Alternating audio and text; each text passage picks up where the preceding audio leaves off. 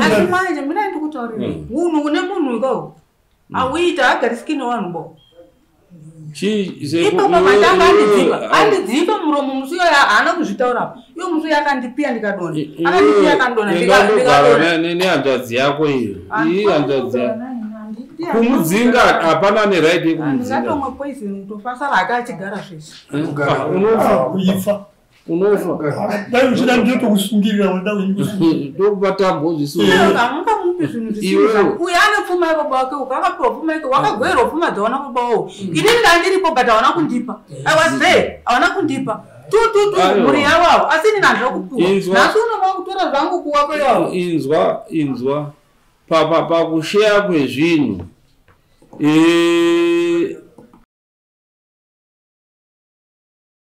Nerera Jogonyea ndiwe Nerera Margaret ndiwe kama ni homira se Segurune mzukuru Seguru ndi Jogonyea Takamire nyari pamberi penyu nyaya ndeye kundipuma uroi Yoda kulipa nemombe mbiri yani mbodza kuti pane mari dara utara izvozvo ndisekuru Jogonyea Nerera asara mzukuru Margaret Nerera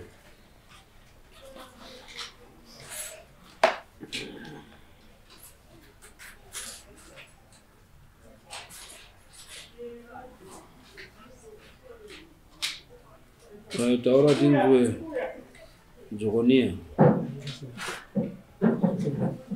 aiwa taura wakagara pasi chakopedzi unosimudza izvi wese wanzwawo pamusoro utungamiri muno pamusoro changamiri pamusoro utungamiri pamusoro changamiri ndoitwa Jogonyea Nerera ndakauya panapa musi wa13 ndichiripota wanyaya yangu yekupumwa nemuzukuru asi zvanga zvisina kutangira ipapo mawambo enyaya yangu inini ndakachengetwa namai waMagi pandiri mwana mudiki vanotsanangura vanoti ndine gore ne10 months kusvika ndikure zvandiri izvozvo saka tete wakazorwara wachibva wasvika pakushayika wakashayika ndiripo Magi muzukuru ari kuSouth Africa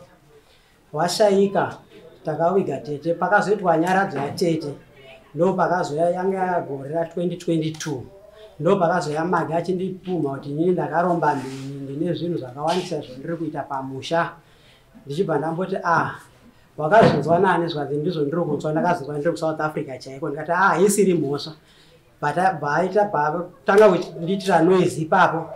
pandati inini kuti ndikakawadza newo hazvigoni ndakakwanisa kudaidzawo Ishe Gandhi ndichiti nyati Ishe Chirikudzi mundinzwirewo nyaya iri pano mundigadzirisewo nemuzukuru tikutadza kuwirirana Ishe Chirikudzi wakauya wachibva watigadza dare tiri watatu iyo Ishe Chirikudzi neni nemuzukuru tichibva tataura nyaya yedu Ishe wakatigadzisa kuti garai zvakanaka tikabva tasara iye baabuda bvaenda Joni ini vandasara pamba ndochiti zvegore rineri ndiri pamba ipapo akauya kumba bhange iye bhadzika kuenda kugadheni ini hana kuzoti aenda kugadheni ini ndiri kutobuda kuenda kugadheni ndogadzira mihomba yangu yemuriwo ndaida kugadzira ndapo ndakasangana naye akatakura bhaketi remvura pamusoro musi wa12 mwedzi uno ndasangana naye ndobva ndatomukwazisa wakadii muzukuru bhandidaira zvakanaka bhatatopesana ndofunga ndati fambei panapa nepakona bhandidaidza iwe Jogonyea bhandatitendewo ndikati watiko muzukuru zvikanzi kumba kwarusapo wanga rutsvagei infact akatanga kuti kwarusapo wanga rutsvagei ndikati rini zvikanzi musi wechipiri sondo rapera iro ndikati musi wechipiri sondo rapera iro ndandisiri kwarusapo ndandiri panapa pamba ini zvikanzi hapane munhu akakuona uchienda kumba wasvika pamba ukatora badza watora badza pane chinhu chawanzi wakandocherera panhenge renyu pane chitengi cheseptic tank chiripo kumaVE ndopo wakasvika bva wandocherera chinhu chako ipapapo uchibva ipapo munhu akakupa badza akakubvunza kuti ko chii chouri kuita zvikanzi ndoda kutsigisawo musha ndikati ndogoenda ikoko kundotsvagei musi werutaura inini nditori komite yekudhipi ndandiri kudhipi kana akahombowo wangu kuti uzive kuti ndandiri kudhipi ndokudaidzira vanhu vandinoshanda navo padhipi ndobva ati akana uri kundinyepera ndakatozvinzwa ndikati iwewe muzukuru zvaukuda manje waumboda kashango mbichana manje iwe nokuti wabvira kaakare saka yakafunga kuti pamwe ndoda kumurova baba uya mukadzi uyu akagara mairomiro achibva atora bhaketi ranga akatakura pamusoro achibva atanga kuenda achienda naro kumba achipopota achisiyana naye uyu muzukuru bvaramba achinditi ndizvo akatoita ndikati iwe zvinhu zvako unozozvimiririra here une umbo hwakakwana here svanza handitori nawo ndikati ahoraiti aisiri nyaya ndobva ndati ndawenda kwaGandhi kwaishe Chirikutsi ndindotaure nyaya yangu ndobva ndati asi zvandiri kuenda futi hazvina kukwanira ndopakabva atanga kuramba achindipopota ndauzodzoka ndichizokuruwa mbama mudzimai wangu atofurira magwere mumunda achibva ati baba yamwana musaro wemunhu nekuti handizvezvo tiri ngativataurira nenyaya ifambe zvakanaka ndikati no ini ndauzomuruwa chikonzero necho taramba achindituka icharunditukira ndauti shaya ndopa ndakadzoka bva ndakutanga ndiri kumusikisa kuda kumuruwa bva ndakwanisa kutora heti kuita umbowo hwangu ndikati amagi icho ndanga ndoda kwauri ndazochibata ndabata heti iyi ndo ndakuenda nayo kwaishe Chirikutsi ndinotaura nyaya yangu ndoapa ndakabva ndati ndichifamba anga kundidzingira ada kutora heti takumboita kunge tinorwisana tinodidi ndoapa ndakazomukurira ndichibva ndazofamba kuenda kwaishe Chirikutsi ndichibva ndandoripota nyaya yangu kuna ishe Chirikutsi ishe Chirikutsi akati iya handichakwanisi kuti ndikutonge yakuda mberi saka ndoapa ndakazouyawo kuno kumuswa 13 ndichiripotawo nyaya yangu kuno kana ari muroyi muno mudare mamambo ndo munotarwa kuti uyu muroyi so that tigadzirise uroyi ubve saka titaurire tinzwe kuti muroyi here so that tigadzirise kwete zveumbonzvenga nokuti ukanzvenga unodzoka futi wobva wandoroyiwa too much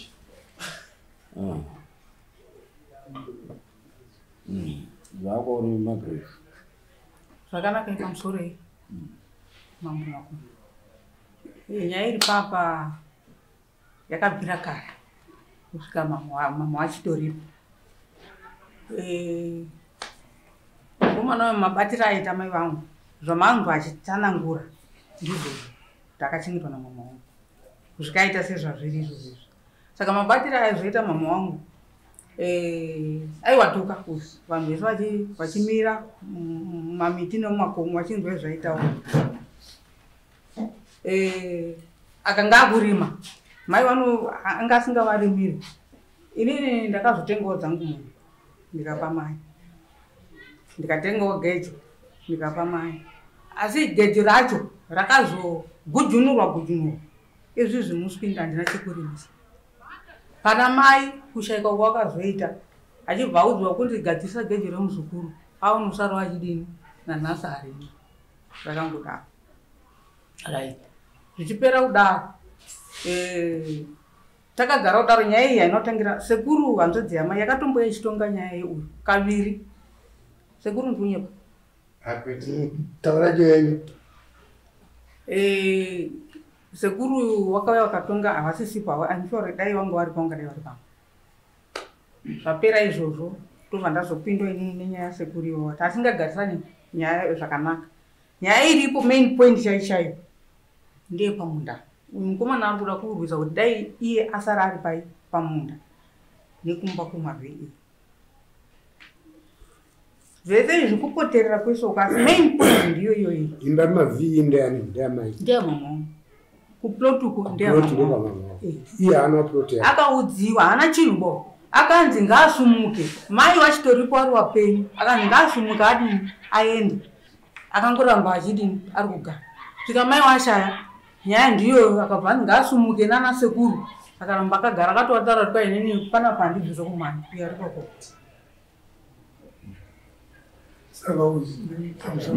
saka ndanda kuti haundo saka ndo zvawakakuumizva kurambira kwauri ndo zvamukamutaura kuti muri muroyi nekurambira pamba ipapo uchibva muti muri muroyi zvakaitika ini handwa kumupfuma kuti uri muroyi olalo pane zvataura unazvinzwa ndazvinzwa kuti zvanzi wakanditi muroyi ndovakauraya mai wangu ndiri muroyi handizve ndizvozvo ndo kurambira kwaari kuita pamba ndokwasaka wakamuti uri muroyi saka wakadaro kuti uri muroyi kabvuma zvakanaka nakuinga pane dambudziko iro riri kutaurwa iwe wakanzi uri muroyi pamusana pekuti uri kurambira pamba pamai wake ndizvoka ndizvozvo inyaya iri straight mumba menyu muri wangani mimi ndakambarwa ndiri 1 saizvozvo senidaitakatukuruka ndiani ndisekuru mwana hanzvadzi yamai ende dai kwankuri kunzi ndisekuru wangu hanzvadzi yamai ndasina problem muzukuru wamaikao takada kupera mabenefits angu kuita aite ake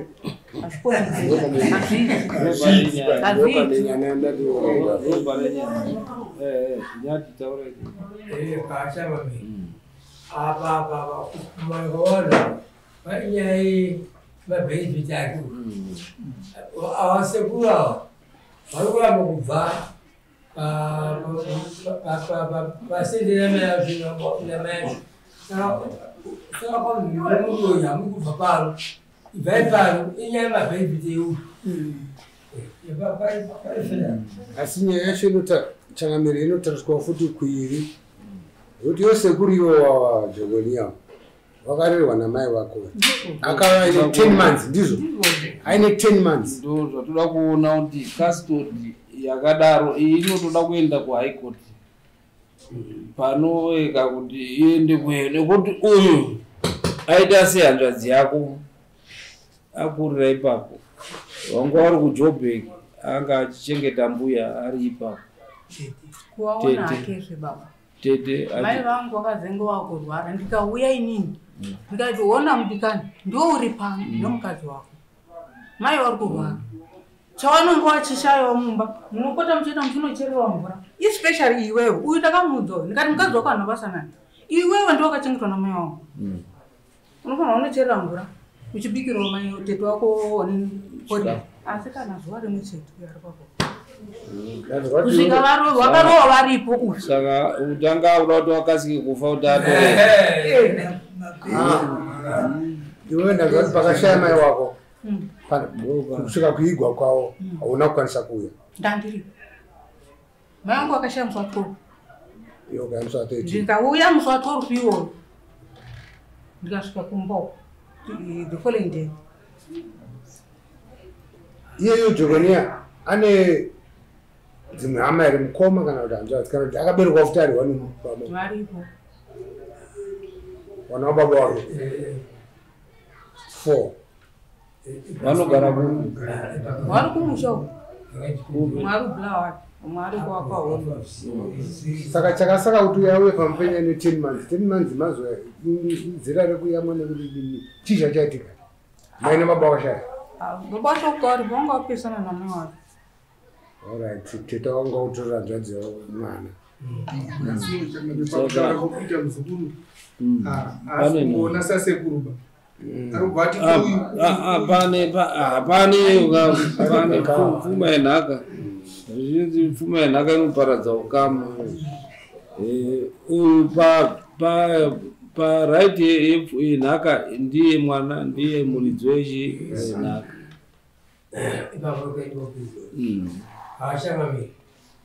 uyakarerwa matakasvika tishiva 10 months ayobharerwa svika izvozvi saizvozvizvi asi but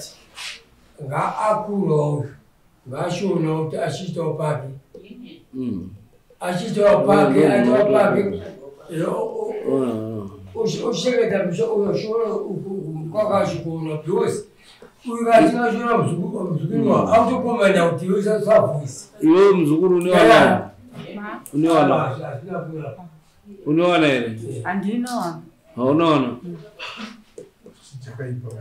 saka chii chakaipa kuti iwewe ukashayika sekuru wako vanosara vachienderera mberi nenhaka yamai wako ndina mai vari pavana aiwa ndowana maika but saka mai wako wakazotora mukomanawo vakatora mukomana asi mukugarisana manje ndo kwakaita kuti vati vakatombodzinga nayo iyeyo saka ndokurambira ipapo but iwewe ungade kuti nhaka yako ende kuna ana mai here kana kuti iende kurudzi rwatete wako nemagarisiro atiri kuitaka magariro atiri kuitaka azvikonetei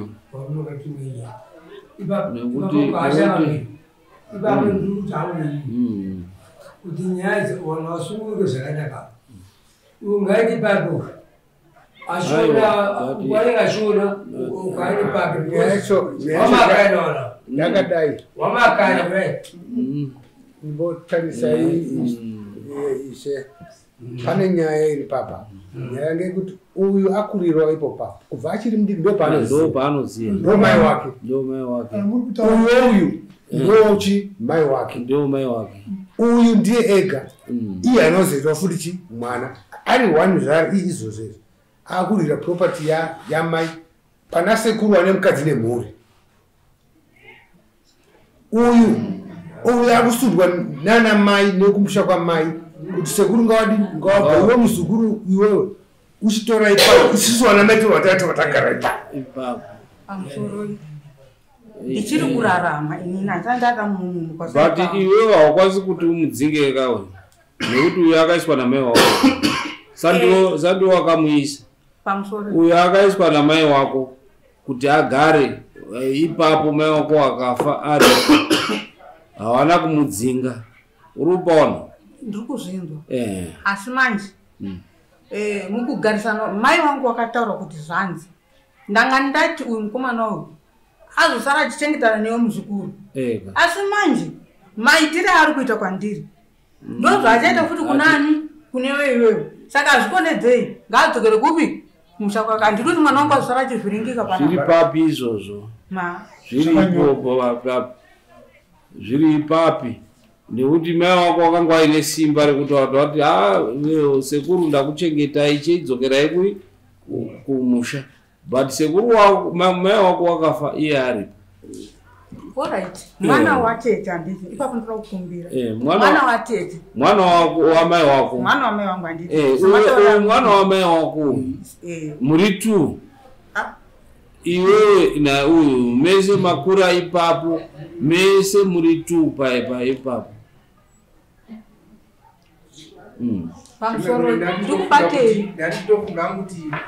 tinogona kuti mutowirirani kugarisana ndokunogona kuramba kunge kuri kuitira pakati penyu but ndazva kuti mune imba kumavhe neplot handiti ko mukachiseparata mumwe achienda kuploti mumwe achienda ake kumba kuda zvose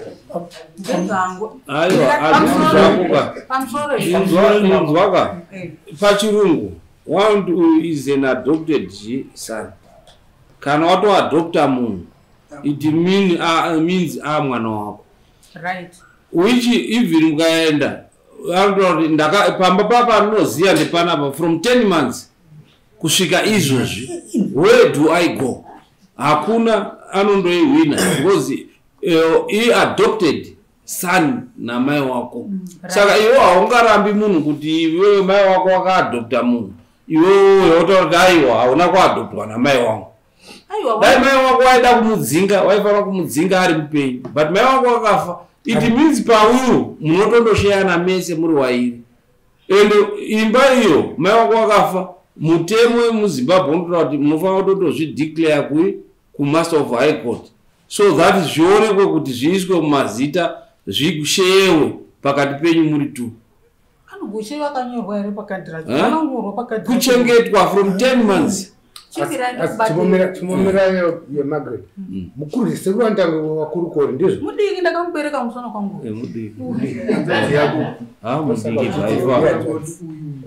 ndakamubereka asi manje mina ndikutaurire unhu une munhu ikao awuita agarisikini wanhu bo ipapo matanga andidzipa muromo musi iyoyo haana kuzvitaurapo iyo musi yakandipiya ndikadona akandipiya akandona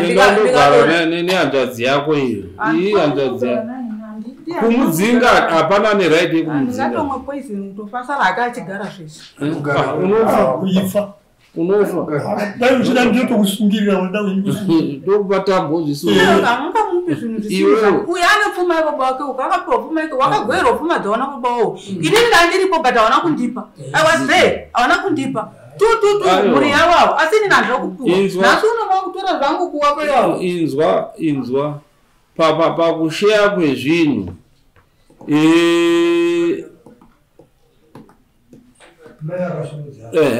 uyu ane right yeshare ipapo, akurira ipapo, adopted, anoenda kuti mumudzinge nhasi, anoenda ndimani aiwa taura ndinototara ndimani mai murani alright ana ndo mukomana muri macho chacho kana kuti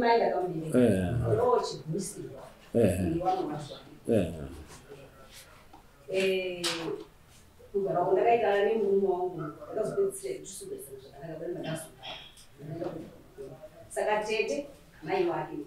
wakabva watora chikomiro aine gore ne10 months ndiwo wakagara naye kusvika akura atanga chikoro form 1 kutanga chikoro grade 1 up to form 4 aina tete wakati izvo Jogonia uyu wasati watombomutora kuenda naye kumakwasho inini Jogonia mai ini mwana uyu asisiri bange wangu ndokumazwara sana ndo adopted son tichizoita zvimwe zvimafamisheni tiri kumba uko kwamudhimudhi kumba kwako kwarisatu tete wakati iwe Jogonia iwo hauna nzvimbo ipano nzvimbo yako iri adopted ndakazouya ndikamboenda kwana tete ikoko aitoti amai ngari kumudaidze nini ndiri kutaudzana naJogonia manje andikareka ndati tete mwana ndiwe ndangudini ndinopedzerana naye kuti izvi handisi kutaura kuti ndimanikidze kuti mumumanikidze kuti agadekoma ndikungotsanangura maererano nemazwi aindakazopedzisira ndikutaurana natete ngati mwana wenyu ndinongutaurira ndofunga pane munda waKristu wakanga wakufamba ndakaona wakufambidzana wese nani natete wacho munini wawo avari apa wakufambidzana wachi ndiani mwana Kristu nani mundovi wakutorana netete wazvomudza akaite kwakati Jogonia uya tete kwakati yokwataunga uya tete kwakati vachironga zvinhu zvawari pamwe chete saka ndakangoti zviro zvekukana kana kuti mukandidzane nekukana nyaya dzinoda kuiswa kune vanotonga nevanogadzirisa kuti zviro zviite hunhu hwakanaka saka apa warikutaudza ndiwari kumba kwakutaudzana kwewanhu hakunodedzi wakurwiraadini yake abve wasikuita naba uyu rugara mudzimba dzamai wake uyu anga akapiwa pake wanditete akawakawo chinyi ipapo madangarake remombe nemajiro rake efohe aya ari kugadzirisa saka uku ngezvekunzibedze ngaabvire kundodini yake kubva handisindiemundamungefuka mudhimudhi uyu andakatosiya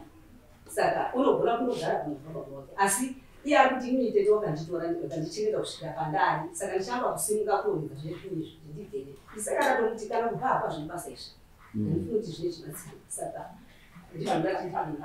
uyo musha wake uyo adopted son iwe inzwa iwe tinoda kutaura mutemo wekundoziya kuti uziye uyo ihanzvadzi yako mwana akaadoptwa from the very earliest stage yeupwere 1 month achikutoyamwa akabviswa pamukaka natete 1 year 10 months mwana anenge achikuyamwa kusvika 2.5 ichi ari kuyamwa akatorwa namai wako kuti ndewo mwana wangu mukomana nekuti mai wako wangu wasina mukomana waine mwana umwe chete wakamutora uyo kuti ndeye mwana wangu chindipai saka naizvozvo panhaka yamai wako uyu aripo hama dzako dzekwamai ngadzisazvifurire izvozvo iwe usandobve pamusha pako asi chiendai mundoremekedzane uyazive kuti uri hanzvadzi iwe uchiziva kuti iwe hanzvadzi zvasekuri nemuzukuru hapana apa mese muri maadopted children yamai wako iwe ndiwo mai wenyu wamunoziya saka kadei ukaenda kupi kundorejesa kana zvanetsa estate ngaindorejeswe mudistributwe musheyane mese muri 2 uyu mwana wepamba ipapo saka izvi zvekupumhana uroyi hapana uroyi apa inhau yekuti muri kushushira chii pfuma iyo uyu akakushushira uyu oshatirwa kuti kwaundidzinga panapa saka amatukano ega ega nekuti uyu ndikashushira akabva ndagarika but hakuna izvakadaro chindotwisisana monyatsogara zvakanaka iwe kumba kwamai wako kumba uku uyu paakaziya wakewo namai wake ogara semwana mukomana motochengetana moita ukama hwakanaka anokuchengeta taakumutaurira izvozvi iwe usafungire munhu kwanzwaka iweyo magara andatiri kuita tiri kutotadza kugarisana anomukama anokumira zvakanaka mukomana iwewe uri kunzwa enda undogare zvakanaka nehanzvadzi yako iyo handiti haikuva kuchandotukana apa hatina munhu ari kubhadharira umwe kuti akadi pano watachabhadharira hapana munhu achabhadhara umwe chiendai mundogare mushe moona kuti mukwazisane muchigara mese zvakanaka kubva nhasi zivai kuti nhaka iwewe usambofunga kuti uyu une koti inozondokuburitsa kuti uyu anobva panhaka iyoyo nekuti he is an adopted son. Ndiri papo zvavo mushaya wakaita munhu wangu kuti ndakamira ndega kudai pane chese chakaita iye aripo wai nafuno makudai ndandiripo namai wangu ndakamirira mai wangu but anga aripo hana chiro akasponza inaona yekuti iwewe wakanga wakushushira wakangosika mupi kumusuma sasekuru wazvona munhu anga hauna kumbomusuma sasekuru anga asina chiremerera chekuti unomusuma sasekuru iwe wakangoritomushushira pafamai wakangotoshushira kuti abva aone kuti chii so that iwewe wanga watone target yekuti ngabve ndisari ndani zviro zvani zvamai wangu ndiye anga ine simba ti mara haana kutaridza izvozvo handiti from there bhokisi rakabva wokunyaradzwa wakati kwai toda kuenda kupi straight kuenda kumba asi iyo yakamira kuti kwai toda kuenda nekumavhii vaenda kumavhii ikoko achitotaura kuti kwai vanhu vari mumba ngavabude da kuisa tete wangu mumba vanhu varamba kanza zviti zvawakuita ndobvaisa onini pabhokisi ramama wangu rakaiswa panze pavharanda raiswa pavharandachiri hapana chakashatapo aiwa indwai saka iye kakuchivhura chinye bhokisi rierere avhura bhokisi rierere amenoti vakasanganidzana kuti china tete wacho bhokisi rakashama kudai pabva ati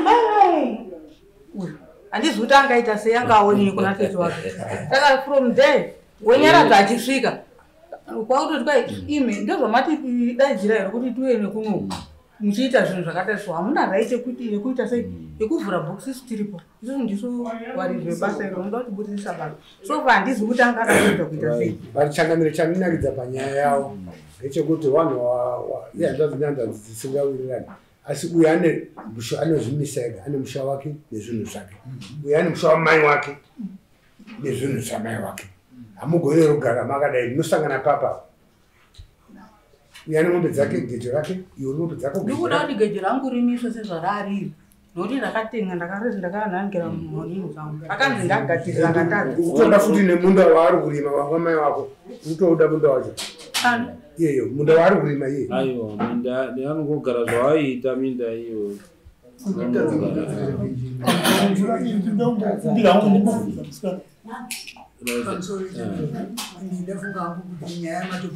ndatopedza kudhara wangotenderera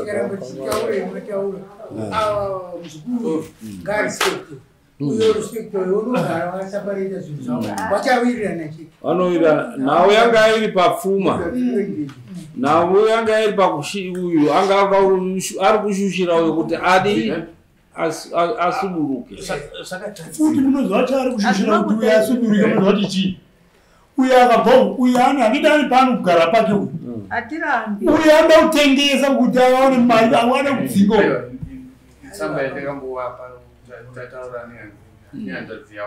zvese ndo zvakanyorwa namama wangu vari vapenyu pamusoro pemwana uyu izvi zvese pamusoro ichangamiro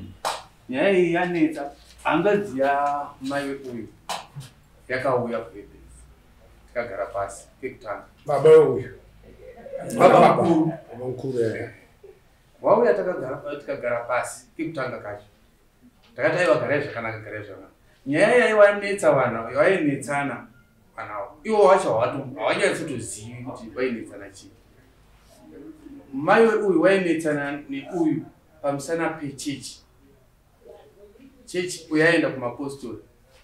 tete vachienda kuhoma. Ndobveke paine nyaya yavo, ndomeni nyaya yavo yaivainetsana iyo. Saka vanhu vainamata neuyu waendawo wozondoti uyu atora muteuro wekuti atore munhu. Saka ipapa ndobve takanyanya kuona kuti zvinhu izvi ndobve zviri kuhoma. Wabva wadzokera hanzvadzi yavo baba mukuru weyu vachibva vazodzoka ndobve ndakazovanyorera tsamba iyi kuti waende kupolisi vapuhwe peace order. Zveshuwa wakaenda kupolisi vakandoprocessa zvepeace order, asi peace order yacho ndakazovabvunza kuti makamupa here? Havana kumupa. Zvakaitika ndezvokuti zvakaitika ndezvokuti uyu akagwejenura mumba akatora peace order yacho uyu. Hapana, inawo mai avo wakura uyu anga akufira mai kuti wadzinge mukomana uyu wakumutsvagira chii mhosva. Wakumutsva nefoni kugara kuSouth Africa zvina basa rese nemafoni. Uyu anyatsotaura muno mudare kuti haachadi uyu nekuti zviro zvani zvamai wake haangangozvitangi nhasi. Zviro zvakatobva conspiracy haitangi musi wainoputika, inototanga nekure. Handiti ukotanga ruwengo mhosva ere yekuti uyu ngabve, but haasi kuziva kuti uyu adopted son yeipapo pamba ipapo. Ezvezvi akazviziva izvi akuzviziva kuti uyu hapana makosi kwaanoenda achindobviswa nekuti he was an adopted son. Wana mai vacho varipo takatomusarenda ari mwana muduku wamatete wakati uyu ndio wangu kusvika murufu kusvika adii ndiye muzvi wenhaka yachi yatete wacho, nekuti mwana wavo wakaadopta. Pachiwano tine vanhu vakawanda wakaadopta wana, vanhu vakawanda tinana dokta akadopta mwana wemukoma wake nanhasi kana kuroora pfuma akangodya ndiye akadii kuzvese ndiye akadii, mwana aisatomboziva kuti ndiri mwana wemukoma wake. Vanhu vakawanda maexamples atinopa isusu ane wese tine vanhu vakawanda vane maadopted son wekuti kunaka haatosipazika nekunaka yekwababa wake uko hakuna, atokwababa wake kwaakakurira.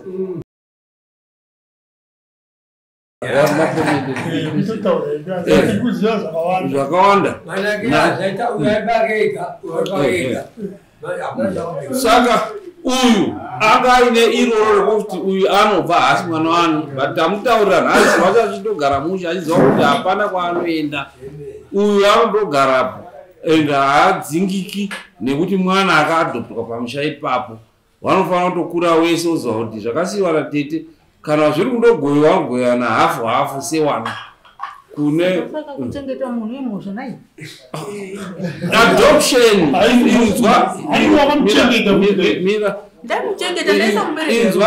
inzwa iwe Margaret. Adopted son pachirungu wane good term yekuti vanoti adopted son, pachishona toti kuzvarira mwana. Unoziva kunonzi kuzvarira mwana ndo kwakaitwa namai avo. Sandizvo zvamakaita here makazvarira tete avo? Ndo pachishona tine kuzvarira mwana. Kuzvara mwana achikungopedza kuyamwa ngotorumuriswa ochindopuhwa chii kwaazvarirwa. We have that culture in Shona, kuzvarira mwana. Baba wake wakatombosara wachimubereka kumusana vachifamba naye kumusha uko ndozviziva zvese aifamba naye kumusha tapedza chenda imdogari zvakanaka, inhaka yenyu mese. Kana zvanetsa iwewe zviri kunetsa ngaindorejeswa kumaster of high court estate iyo kuti tine mbuya wedu wakadii wakafa, ini ndiri adopted son and mai wako achiri wapenyu, affidavit vanokunyorera kuti ndakamusarenda. Mai wako achiri wapenyu wochora affidavit ndakakusarenda, ndakamuzvarira. Kuzvarira tete pachirungu vanoti adopted son. ndakamupa mwana iwo tete wakataura ndiye mwana wandicharera from 1 year 10 months kusvika nanhasi mwana iye ndewatete. Zvese zvawaitoita ndinokumbira kuti tete ndikaona here mwana kana uchida kukuona kana chii zvese everything zviriko kuchiwano zviriko kuchirungu. Saka nhaka yemwana akazvarirwa kana kuti adopted son anongodya nhaka ikoko kwaakazvarirwa kana kuti kwaakadopta. Saka une right kana akaramba ari kunetsa enda unoregister estate musheyane zvinhu izvozvo plot ikoko nemba iri mutown nezvimwe zvese zviripo. Matoti aende agara ari kumunda ndingatobve kwete uko kumunda ndingatobve kwete uko saka makuya zvakanaka iwe uchitora imba yemutown iwe womupa imba yekuko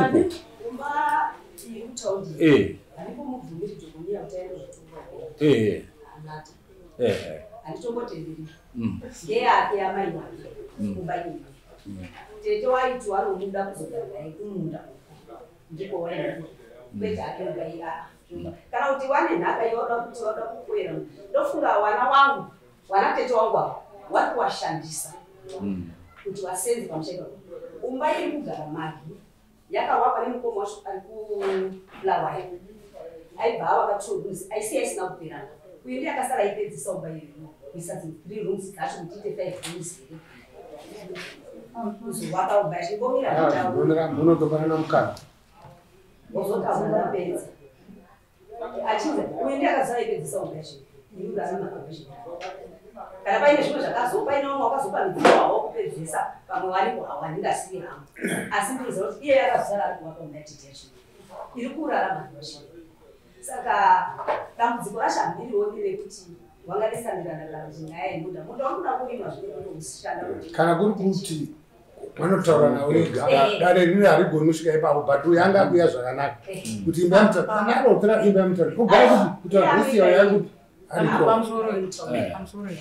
especially paimbaiweni ndini ndaisponsa mari it's okay right mukomana ari kubulawa akataura natete wakatete toda kudini akuvakira imba akataura ndikaforomesa kuti ndina inini ndikatenga madofre ndikatenga masabhesta zvese right pamusoro hazvina kupera uyu mai vacho handitauri kuti hanzi vari kuwashandisa ndakauya nemari from South Africa yanga almost 25,000 yandaida kupa uyu akaramba uyu ari papo akataura zvindimudini saka imba anoidire ndeyake anochareta saka kana kuti kumusha uyo ari kudei imari dzangu inini nemusha wese ndewako nemutaundi andidi ndazvishanda ivochigara kuhwani kana mati iye anogara uka ndikunobvisa zvese kugujumura zvese mati zvese ndikunobvisa just because ndezvangu wakuenda kushit manje order iyo hatisi kutonga iyo kana mazoda yesharing munouya totonga yesharing iyo zviro zvataura kuti endai mbogare in peace asi sinzi mai wako wakafa hurumende pamutemo wehurumende muri kutopara mhosva kusandodeclare kuestates high court handiti master of high court zviro izvi munhu kana afa munoendesa kumaster of high court okushaya naye. Ini chanda kuadvise kuti panoshewa namaster of high court muri wairi munoshayana maproperty ya amai wako kana kuti atete wake. Ndikati inini chienda munogara mushe nekuti mese muri 2 mune right of sharing those properties. No judgment yangu yandaisa makoresa judgment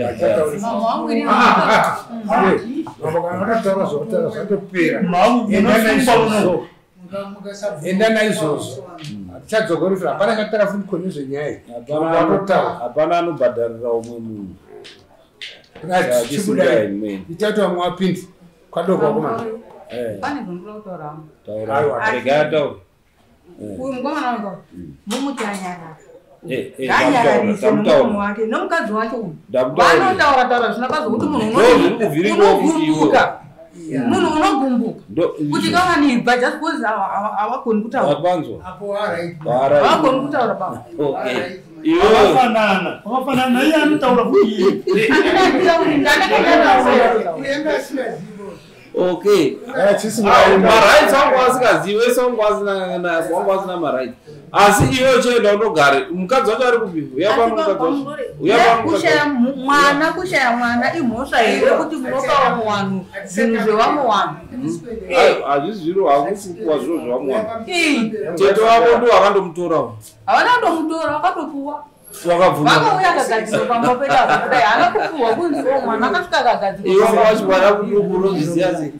right iwe mukadzi wayo makandishaikira zvamakaita makasiya musina chomaita dai makasiya marukiriya zvinhu zveimeke